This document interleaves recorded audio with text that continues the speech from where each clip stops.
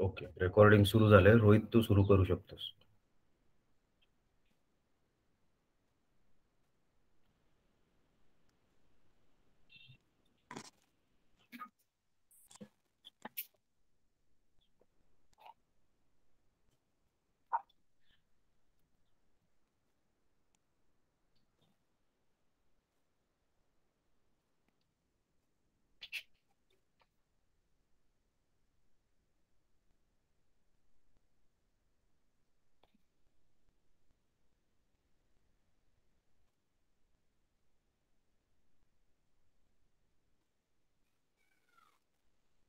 Sir, this is screen. हो हो, दिसते व्यवस्थित. Good morning, all of you. My name is Rohit Gaikwad, and today I am going to present on Green Revolution. In the few minutes, we are going to learn about Green Revolution.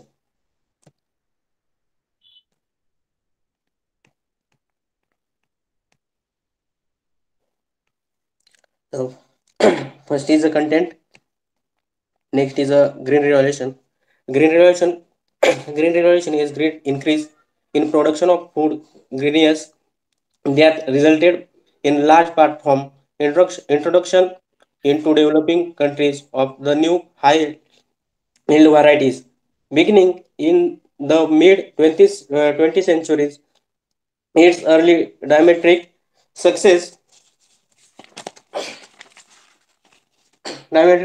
were to Mexico and the Indian subcontinents.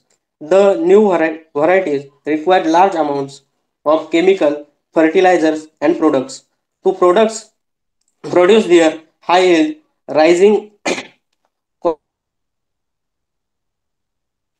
potentially harm environmental effects. Poor farms unable to afford fertilizers and pesticides have often repaired even lower yield with respect with this greenness than with the older strains, which were better aspect to local condition and had some Rohit, slide दिसत नाही आम्हाला तुझी. वाईट दिसत नाही.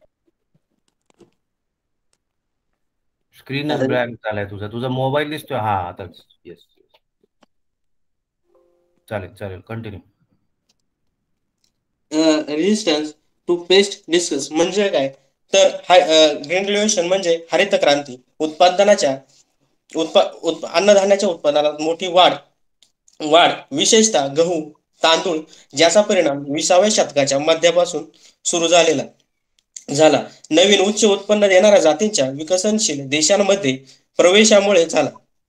त्याचे सुरुवातीपासून नाट्यमय यश मेक्सिको आणि भारतीय उपखंडात होते. नवीन वाहनांना उच्च उत्पादन देण्यासाठी मोठ्या प्रमाणात रासायनिक खते कीटकनाशके यांची आवश्यकता होती, ज्यामुळे खर्च आणि संभाव्य हानिकारक पर्यावरणीय बदलांची चिंता वाढते. गरीब शेतकरी खते कीटकनाशके परवडत नसल्यामुळे या अन्नधान्यांसह जुन्या ताणापेक्षा बरेचदा कमी उत्पन्न घेतात, जे स्थानिक परिस्थितीशी चांगले जुळून घेतले होते आणि कीटक आणि रोगांना काही प्रतिकार केला होता. Next is Green Revolution in India. The Green Revolution in India is referred to prepared when Indian agriculture converted into industrial system due to adaptation of modern methods in technology such as the use of HYV seeds, tractors, irrigation, faculties, pesticides, and fertilizer. This was the part of the large Green Revolution and or initiated by Norman Borlaug in the USA and M.S. Swaminathan in Indian. हरित क्रांती हा Norman Borlaug यांनी 1960 मध्ये सुरू केल्याचा प्रयत्न केला. जगात त्यांना हरित क्रांतीचे जनक म्हणून ओळखले जाते. गव्हाच्या उच्च उत्पन्न देणाऱ्या जाती HYVS विकसित करण्याच्या त्यांच्या कार्यासाठी त्यांना 1970 मध्ये नोबेल शांतता पुरस्कार मिळाला. भारतात next is the Indian scientist is green revolution.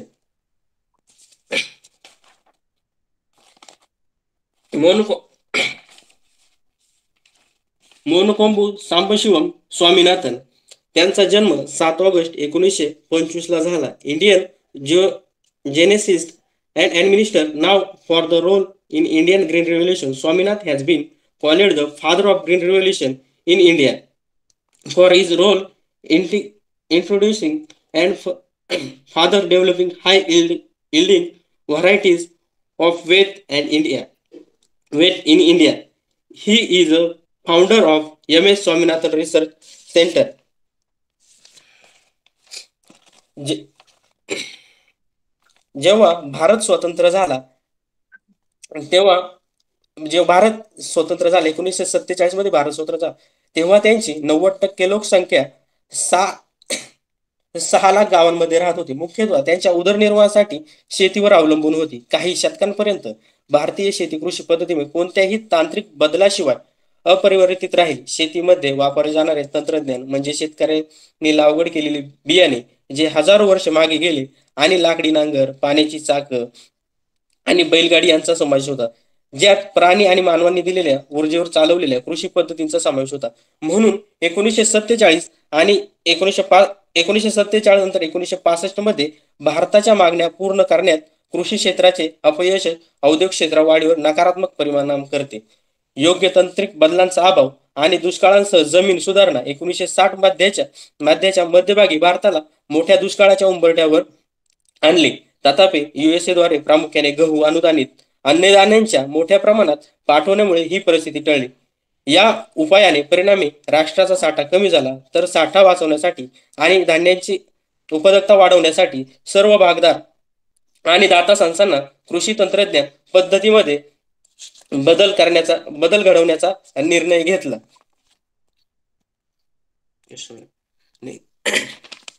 1960च्या दशकात भारतात मोठ्या प्रमाणात दुष्काळाचा सामना करावा लागला. तेव्हा भारतामध्ये उच्च उत्पन्न देणाऱ्या गहू तांदळाच्या जातींचा विकास आणि नेतृत्व करण्यासाठी MS स्वामीनाथन यांनी पहिले जागतिक उत्पन्न पुरस्कार म्हणून नामांकित मिळवले. अवघ्या काही वर्षातच गव्हाचे उत्पन्न दुप्पट झाले, ज्यामुळे देश स्वावलंबी बनला आणि लाखो लोकांना अन्नधान्याच्या वंचितेपासून वाचवले. डॉक्टर एम एस स्वामीनाथन यांना पद्मश्री, पद्मभूषण आणि पद्मविभूषण आदी पुरस्कार मिळाले. रॅमन मॅग्सेसे पुरस्कार वर्ल्ड फूड प्राइज 1987 ला त्यांना मिळाला. Next is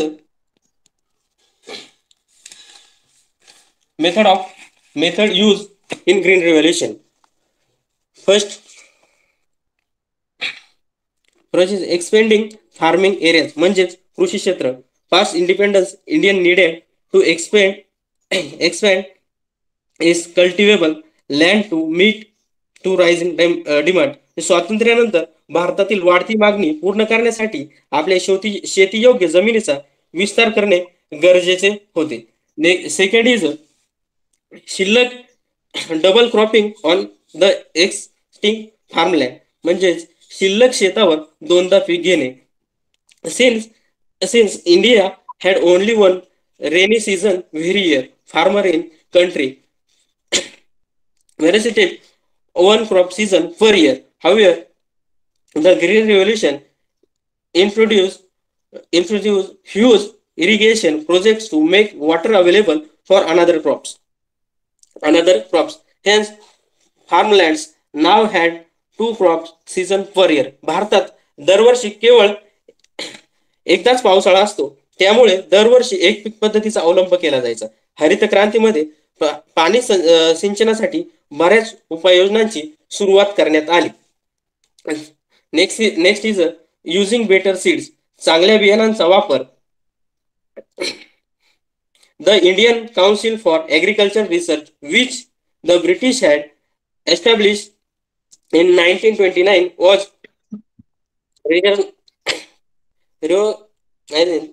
in 1963 and 1975. The council developed new strains of high yield variety seeds, mainly wheat and rice, and also millet and corn. भारतीय कृषी अनुसंधान परिषद, ज्याने इंग्रजांनी 1929 मध्ये ज्याची सुरुवात केली, 1963 आणि 1975 मध्ये पुन्हा ती सुरू करण्यात आली. त्यात त्यांनी उच्च दर्जाची बियाणे जसे तांदूळ, बाजरी, गहू, मका यांचे बियाणे विकसित केले.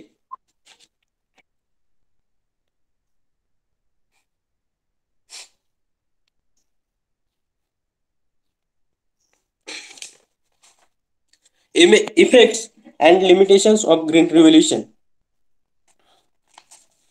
इफेक्ट्स इन ग्रीन रिव्होल्युशन म्हणजेच हरित क्रांतीचा प्रभाव. Sorry, effects of green revolution he increase of production and productivity म्हणजे उत्पादन आणि प्रोडक्टिव्हिटी म्हणजेच उत्पादन आणि उत्पादकता वाढ. नवीन कृषी धोरणांचा परिणाम म्हणून अन्नधान्याच्या उत्पादन तृतीय योजनेतील वार्षिक सरासरी 81.0 दशलक्ष टनवरून मोठ्या प्रमाणात वाढून नव्या योजनेत 203 दशलक्ष टन वार्षिक सरासरी आणि 2003 आणि 4 मध्ये 212 दशलक्ष टन झाले. फक्त HYVP फक्त गहू, तांदूळ, ज्वारी, बाजरी आणि मका या 5 पिकांपुरतीच मर्यादित होती. म्हणून नॉन अन्नधान्यांच्या नवीन धोरणाच्या कक्षेतून वगळण्यात आली. Next is a scientific cultivation म्हणजेच वैज्ञानिक शेती. हरित क्रांतीचा एक अतिशय महत्वाचा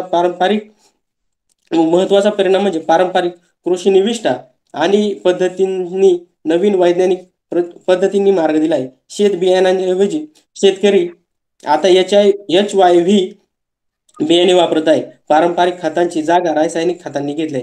परिणामी HYV अंतर्गत बियाणे 1966-67 मध्ये 1.66 दशलक्ष हेक्टर.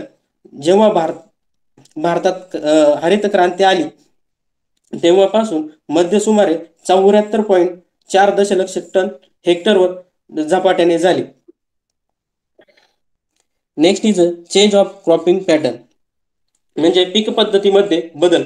2 बदल लक्षणीय आहेत. प्रथम, अन्नधान्यांच्या उत्पादनात तृणधान्याचे प्रमाण वाढले आणि डाळींचे प्रमाण कमी झाले. दुसरे म्हणजे गव्हाच्या तृणधान्याचे प्रमाण वाढले आणि भरड धान्यांचे प्रमाण कमी झाले. Next development of industries. हरित क्रांतीच्या औद्योगिक विकासाला फायदा झाला आहे. शेती यंत्रे, रासायनिक खते, कीटकनाशके इत्यादींचा उत्पादित करणारे अनेक उद्योग वस्तूंची वाढती मागणी पूर्ण करण्यासाठी पुढे आलेले आहेत. Next is change in attitudes. दृष्टिकोनात बदल. हरित क्रांतीचे आरोग्यदायी योगदान म्हणजे शेतकऱ्यांच्या दृष्टिकोनात बदल. आपल्या शेतकऱ्यांना आता नवीन तंत्रज्ञानाचा एक मिनिट, सॉरी सर. किती नंबरचा पॉइंट म्हणतोयस पण? स्लाइड पुढे घे जरा. हो सर. Change in attitudes. तू बनवली का काय केलंस? काय म्हटले सर? स्लाइड तू बनवली, PPT तू हो सर. बनवलीस का स्वतः? हो सर. मग इथे आता हे 8 नंबरची स्लाइड दाखवतो तू आम्हाला. तिथं हो त्या सर. 8 नंबर मध्ये खाली तो स्टार दिसतोय. स्टार दिसतोय तुला पण? स्टार्स. 8 हो, हा नंबरच्या स्टार. खाली तो स्टार. हो सर. काय असतंय ते? काय ते स्टार सर मग? मला माहित नाही सर, बट मी ती गुगलवरून सर्च केली होती स्लाइड्स आणि त्यात मी स्वतःच टाकलेले आहे मग सर. तेच विचारतोय. तेच म्हणतोय मी, तू स्वतः तयार केली नसणार हे मला माहिती आहे, कारण हे सगळे ट्रान्झिशन वाल्या स्लाइड्स आहेत ह्या. नाही सर. म्हणून मोकळं व्हायचं. मी काय तुमची मार्क कमी करणार आहे का?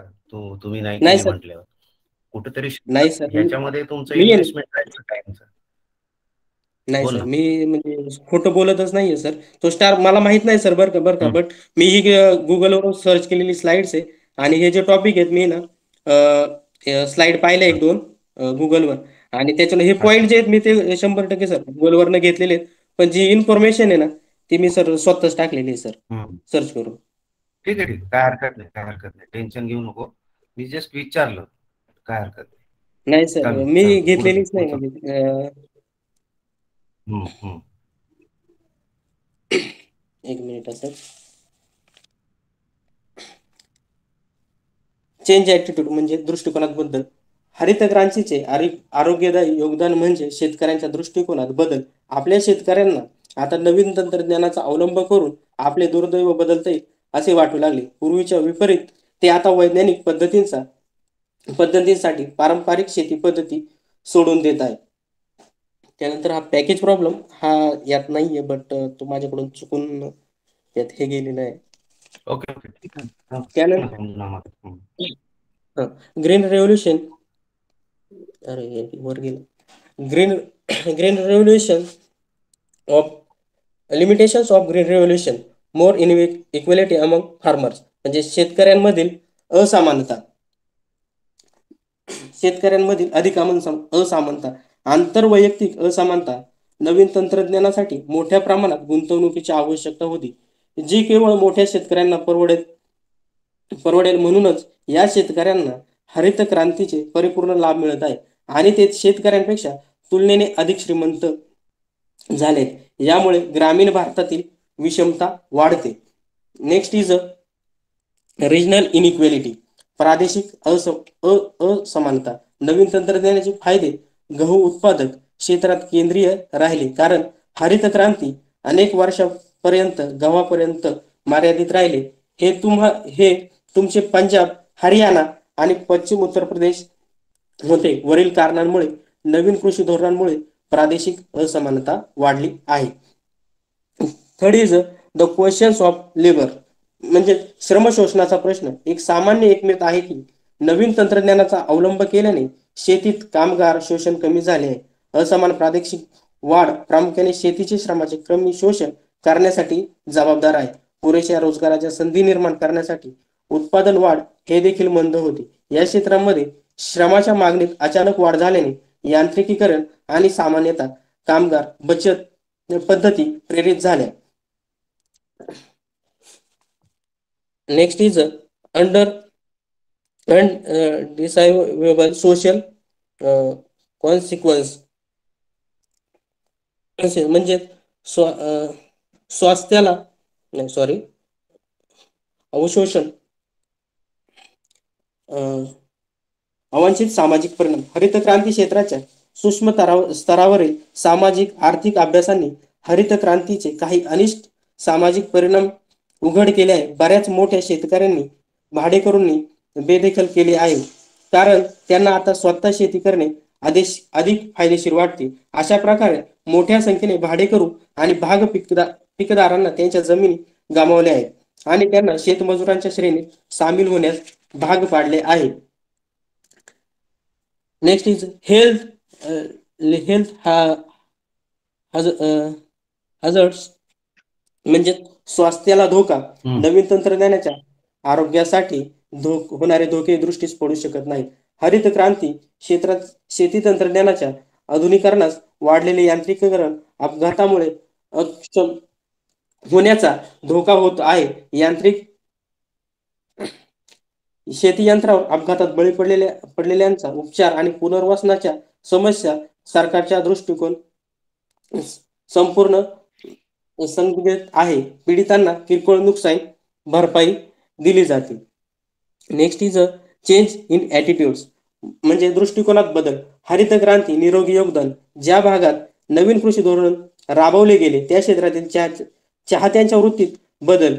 या क्षेत्रातील उत्पादक वाढ झाल्यामुळे शेतीची स्थिती कमी पातळीवर निर्वाह क्रियाकलापासून पैसे कमवण्याच्या कार्यात आले आहे. चांगल्या शेती पद्धती आणि जीवनमानाचे चांगले स्तर यांची इच्छा वाढत आहे. Next is important aspects of green revolution. First is high yielding varieties of HYV of seeds, म्हणजेच बियाणांची उच्च उत्पन्न देणारी वाण. Next is second is irrigation surface and ground, म्हणजे सिंचन पृष्ठभाग आणि जमीन. Next is use of fertiliser, म्हणजेच खतांचा वापर.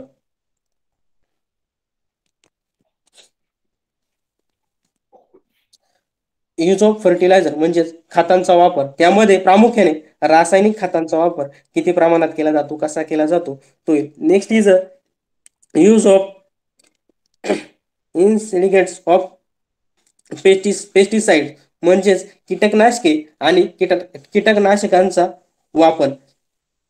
Next is a command area of development, CD म्हणजेच ज्याच्यावर command area in development. Next is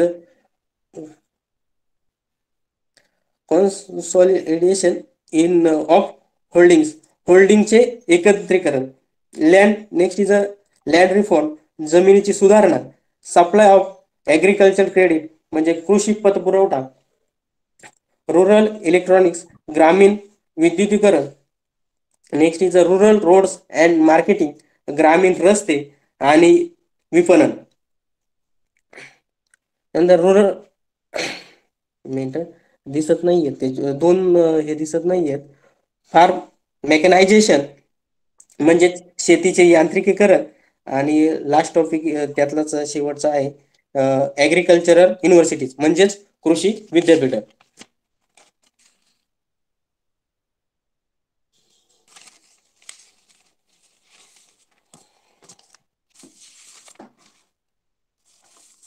next is problems of green revolution in India. Sir काहीतरी प्रॉब्लेम झालाय सर, ते इथलं स्क्रीन दिसत नाही. हा, तो फोटो दिसत नाहीये इथलं. बॅकग्राऊंड, हो मी सर बॅकग्राऊंड, आणि हा म्हणूनच मी सांगत असतो तुम्हाला, बॅकग्राऊंड आणि फॉन्ट हे व्यवस्थित निवडायचे असतात. ठीक आहे, बोलून घे ना, तुला आम्ही समजून घेऊ तुला काय सांगायचं. हा. Problems of green revolution in India. Intercrop imbalance. The effects of green revolution is primarily felt on food grains. Also, all the food grains, including wheat, rice, jawar, bajra, and maize, have generated from the green revolution. It is a wheat which has benefited the most. It has wasted areas from cross cereals, pulse, and oilseeds. The HIV seeds in later crops have not been developed so far at all, or they are not good for farmers' risk and their education. Regional this this green revolution Green Revolution technology has given birth to growing distribution in economic development in interior and regional levels. It has for affected only 40% of the total cropped area, and 60% is still untouched untouched by it. The most affected areas are Punjab, Haryana, Western Uttar Pradesh in the north, and Andhra Pradesh and Tamil Nadu in the south. Increase the interpersonal inequality. It has been observed that in is the weak farmers having the 10 hectares or more land who is benefited the most from green revolution, because he has the financial resources purchased from employment, better seeds, fertilizers, and can arrange for regular supply in irrigation water to the crops. Next is unemployment, except in Punjab and some extents Haryana from mechanization under Green Revolution has created whispered unemployment among agriculture laborers in the rural areas.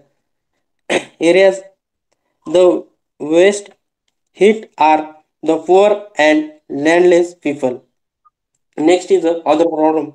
Agriculture under Green Revolution has not grown at the rate which was accepted in the beginning. The differential rates of growth and different crops and their regional variation have already been discussed. Some scholars have accepted serious debut about the capability of HYV seeds is itself. Next is India needs a second green revolution. In the 1960s and 70s, India and much of the developing world outside of sub-Saharan Africa underwent and agricultural transformation followed the Green Revolution. The development of high-yield varieties of maize, wheat, and rice combined with the introduction of chemical fertilizer, expansion of irrigation, interforestation, and use of modern management techniques leads an ex- explanation in agriculture productivity as productivity. Argo. Today, the agriculture industry only contributes 15% of India GDP. Other sectors is especially service have made up much of the growth in the Indian economy over the last few decades. The agriculture industry remains so important because it employs around 45% of India working population. Farming by far the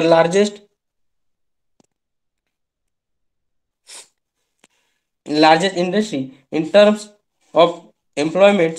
In 2018, farmers around the country protested the low food price. Expert crops. Next is a conclusion. Overall, the Green Revolution was major achievement for many developing countries, especially India, and give them an unprecedented level to national food security. It precede- uh, represented the successful adaptation and transfer of the some scientific revolutions in agriculture that the industrial countries had already approach, appropriated for themselves. However, laser needs was paid to factors other than in ensuring food security, such as environment, the poor farmers, and their education about now how of such chemicals. Okay, sir. Last is a thank you.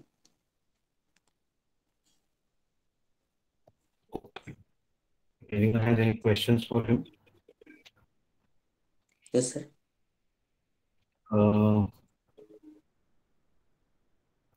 my question for Rohit is, there is a slide on time for second revolution in India. Do you agree with the first green revolution? Entirely, yeah, entirely. And do you again agree that there is a time for second green revolution in India? Okay. If Yeah. yes, why? If no,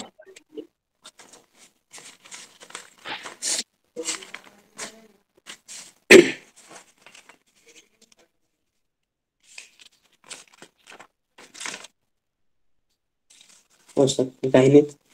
1900 काय झालं 1960 आणि 1960च्या दशकात भारतात आणि उपसार आफ्रिकेबाहेरील बऱ्याच विकसित देशात हरित क्रांतीचे नव्याने परिवर्तन झाले. हम्म, मका आणि गहू तांदूळ यांच्यात जास्त वाहनांचा विकास झाला. त्यामध्ये रासायनिक खतांचा वगैरे जास्त वापर झाला. पण आज कृषी उद्योगात जीडीपी मध्ये फक्त 15% योगदान देते आणि इतर क्षेत्रांमध्ये विशेषतः सेवा आणि गेल्या काही देशांमध्ये भारतीय अर्थव्यवस्थेत बरीच वाढ झालेली आहे आणि त्यात रोजगार आजूबाजूला भारतात होतो. पण 44% वाटा हा बाकी अदर मात्र शेतीचा जीडीपी मध्ये वाटा कुठंतरी कमी आहे. आणि भारत हा कृषी प्रधान देश असल्यामुळं मला वाटतं की, आणि त्यामध्ये शेतकऱ्यांच्या आत्महत्या वगैरे वाढलेल्या आहेत. रासायनिक खतांचा वापर हा अधिक प्रमाणात होतो, म्हणून दुसऱ्या हरित क्रांतीची गरज आहे असं. तू तुझे पॉइंट्स मध्ये गडबड करतोयस. प्रश्न नीट समजून घेतला नाहीस तू माझा, की पहिली हरित क्रांती जेव्हा केव्हा झाली तेव्हा योग्य असेल, आजच्या तारखेला ती योग्य आहे असं तुम्हाला वाटतं का? आणि दुसऱ्याची गरज आहे असं जर तू आता तुझं उत्तर जर हो म्हणत असशील, तर एक ऑब्जेक्शन बेसिकली ग्रीन रेव्होल्युशनला असं आहे की एक्सेसिव्ह यूज ऑफ केमिकल्स. आणि तू असं म्हणतोयस की एक्सेसिव्ह यूज वापरलेच जाते सध्या, आणि तरी तू म्हणतोय second green revolution is necessary. नेमकं मुद्द्याला हात कसा घालतोयस तू मला कळतच नाहीये. माझा रोग त्याच दिशेने होता की प्रचंड प्रमाणात केमिकल वापरले गेले वगैरे वगैरे, त्याच्यामुळे एक मेजर मेडिकल प्रॉब्लेम झालेला आहे.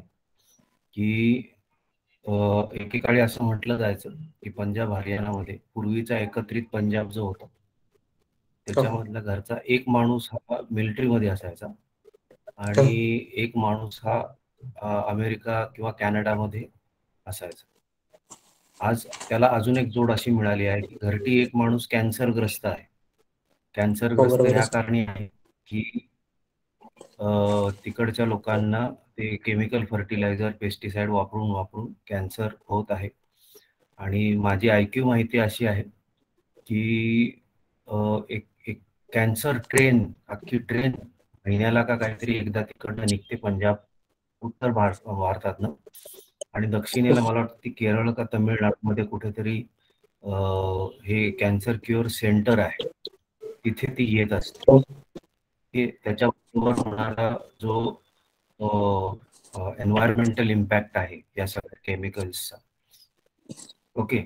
आणि considering the surplus that we have today worldwide, not saying with reference to developing under countries, worldwide we have a surplus of food. आणि तूच म्हटलास की ह्या सरप्लस मधून कुठेतरी प्रॉफिट मेकिंगच्या दृष्टीने हे सगळं चाललेलं आहे, आणि मग त्याच्यामध्ये केमिकल आले, त्याच्यामध्ये एन्व्हायरमेंट आलं. तर हा फूड आणि food supply is more a human related problem, आणि तो सोडवायला हरित क्रांतीची गरज आहे असं कितपत वाटतं तुम्हाला? म्हणजे फक्त रोहितला नाही, बाकीच्यांनाही हा प्रश्न आहे मला. सर, आय डोंट थिंक की रोहितने आपल्याला उत्तर परत दिलं तर हरित क्रांतीची गरज आहे. Okay, you said you don't think. Then how are you going to feed your population? Sir, there are so many different option like organic farming मध्ये पण आपण प्रोडक्शन वाढू शकतो. त्यानंतर ॲग्रिकल्चरचे पण खूप सारे टाईप्स आहे. नंतर व्हर्टिकल फार्मिंगचा यूज करू शकतो. जर का लँडचा आपल्याला प्रॉब्लेम येतो तर आपण व्हर्टिकल फार्मिंगचा यूज करू शकतोय स्मॉल लेवलला. फॉर एक्झाम्पल की मुंबई आणि दिल्लीसारख्या इथे जागा कमी आहे, तर तिथे आपण व्हर्टिकल फार्मिंगचा यूज करू शकतो. त्यानंतर आपण अजून एक फार्मिंग आहे ती म्हणजे ॲक्वेटिक फार्मिंग मे बी असंच काहीतरी म्हणतात. त्यामध्ये फिशरी, जिथं Hydroponics. मत्स्यपालन केलं Hydroponics. जातं. हायड्रोपॉनिक्स, हो. तिथं मत्स्यपालन केलं जातं आणि त्याच मत्स्यपालनाच्या वरती एक छोटीशी लेअर टाकली जाते आणि तिथे ती फार्मिंग केली जाते त्यामध्येच ऑप्शन. तिथं मातीची पण गरज नसते, खूप कमी प्रमाणात माती लागते. तर असे खूप सारे ऑप्शन आहे की तिथून आपण प्रोडक्शन वाढू शकतोय आणि पॉप्युलेशनला फीड करू शकतोय. कारण जे हरित क्रांती झाली ऍक्च्युली ते चांगलं तर म्हणता येईल, बट ऍक्च्युली खूप सारे लॉसेस पण आपल्याला झेलायला लागले त्यामुळे. Yes. Yes. I would add here and say की ठीक आहे, म्हणजे अगदीच काही वाईट नाही, पण आपण आता हरित क्रांती 1966 साली भारत झाली, 65 साली जगात झाली. आज त्याला जवळजवळ 50 वर्ष होऊन गेली, 55 वर्ष झाली असं आपण म्हणूया. तर आपल्याकडे निश्चित आता अशी माहिती आहे की त्याच्यातले काही निगेटिव्ह ऍस्पेक्ट्स आहेत. मग करायचीच असेल, if we need a second हे, तर we have to take care की त्याचे जे निगेटिव्ह ऍस्पेक्ट्स आपण फेस करतोय, हे निगेटिव्ह ऍस्पेक्ट्स आपण शक्यतो जास्तीत जास्त टाळावेत. आणि ते टाळता आले तर we can go ahead with the second green revolution. Otherwise chemicals जर आपण वापरणार असो आणि डाऊन द लाईन त्या केमिकल्सचा प्रत्येक माणसाच्या हेल्थवर जर, म्हणजे नुसता फार्मर नाही, मी तर आत्ता उदाहरण दिलं की तो फार्मर त्याला कॅन्सर होतोय, पण जेव्हा ते केमिकल्स तुमच्या आमच्यासारख्या शरीरांमध्ये येतात तिथे सुद्धा काहीतरी इम्पॅक्ट त्याचे होत असतात. त्याच्यामुळे हे कमी करता आलं तर yes we can go back to green revolution, but त्याचं कनेक्शन पाहता इट इज डिफिकल्ट. पण मी पुन्हा म्हणेन की there is always light at the other end of the tunnel.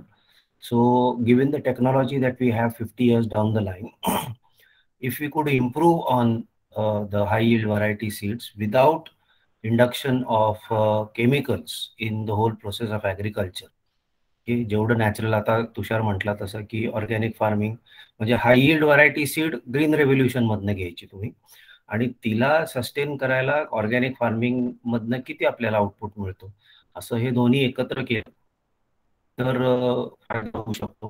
पुन्हा हाय यील्ड व्हरायटी सीड्सच्या स्वतः सुद्धा त्याच्या नेगेटिव्ह इम्पॅक्ट्स आहेत की they become heavily dependent. In fact high yield variety seeds are heavily dependent on insecticides, pesticides, irrigation based water आणि so on and so.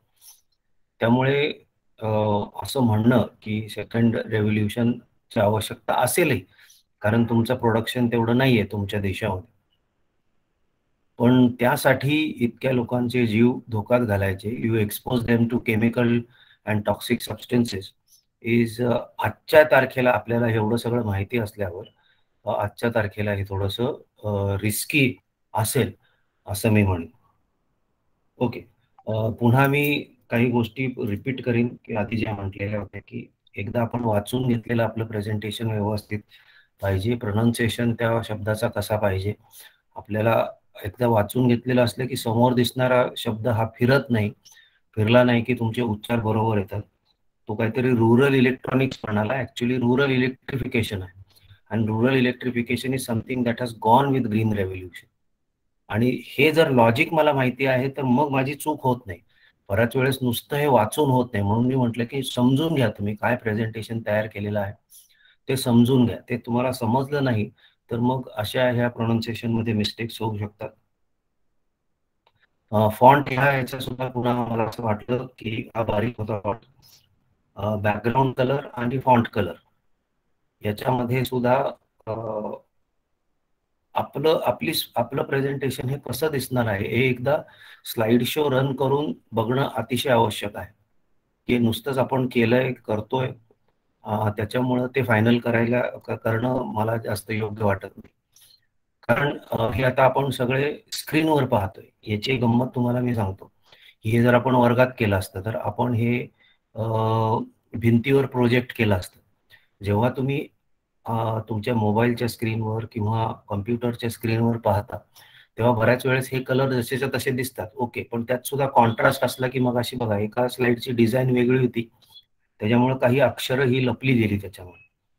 त्याचबरोबर आपण जेव्हा हे भिंतीवर प्रोजेक्ट करतो तो भिंतीचा कलर सुद्धा यामधल्या काही फॉन्टचा कलर शोषून घेत असतो बऱ्याच वेळेस, आणि त्यामुळे तुम्ही पाहिलं असेल की अनेक ठिकाणी जिथे एलसीडी प्रोजेक्टर लावलेला असतो तिथे भिंतीला स्पेशली पांढरा कलर दिलेला असतो.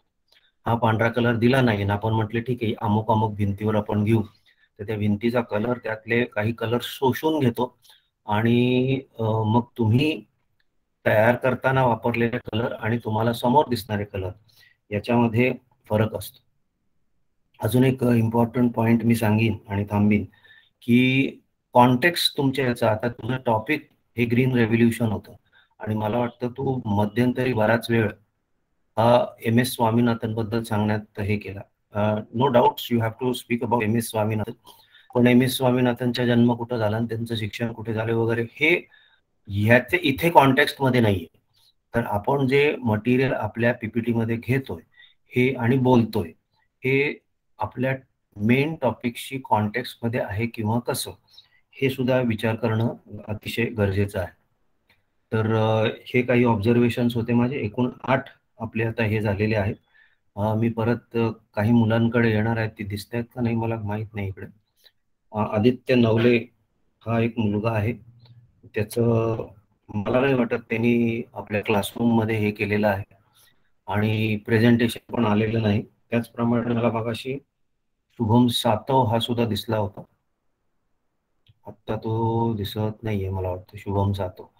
त्याचं सुद्धा मला काही डिटेल्स आलेल्या नाही. या व्यतिरिक्त Yogesh Salve has not responded. मी मुद्दाम हे बोलतोय कारण दिस इज बिंग रेकॉर्डेड आणि ॲट पॉइंट ऑफ टाइम आपल्याला एव्हिडन्स लागेल तर इट कॅन बी प्रोड्युस्ड. या व्यतिरिक्त मी आपली सेकंड असाइनमेंट तुम्हाला टाकलेली आहे. नेचर, स्कोप, सिग्निफिकन्स आणि अजून एक प्रश्न टाकलेला आहे ॲग्रिकल्चरवर. तो लिहून तुम्ही अपडेट करायचा आहे आणि तो होता होता मी तुम्हाला दुसरा प्रश्न असाइनमेंट म्हणून देणार आहे. मी मागे म्हटलं की आपल्याला किमान 3 असाइनमेंट आपल्याला पूर्ण करायचे आहे. तर that was another thing that I wanted to announce. If you have any questions, you can ask me. Otherwise, we'll stop here today and tomorrow factors affect